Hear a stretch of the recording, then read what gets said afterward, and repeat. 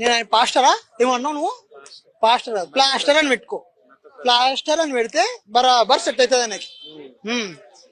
అయితే రీసెంట్ ఇప్పుడు ఆయన చనిపోయారు కదా, అయితే కొంతమంది చంపేశారు బ్రో లేదా యాక్సిడెంట్ అయింది అంటారు, ఏం చెప్తాను? నేను 100% చెప్తున్నా, యాక్సిడెంట్ అయితే కాలేదు.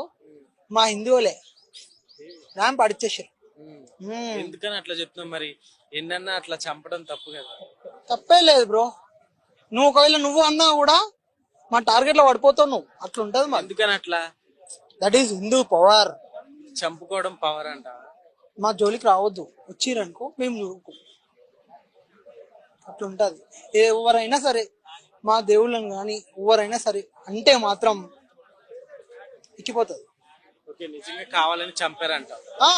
తప్పేలే, ఎందుకు I will support for that. అలా మాట్లాడితే చంపుకుంటే బ్రో చంపడం కాదు బ్రో, గన్నుంటే షూట్ చేసి పడదు. ఇంకా మరి అయితే 80% ఉన్నారు కదా ఇండియాలో హిందువులు, మిగతా వాళ్ళకి పాయిజన్ ఇచ్చి చంపేయచ్చు కదా. బుల్లెట్ దిగుతుంది బ్రో, అట్లాంటి గురించి చంపేయచ్చు కదా.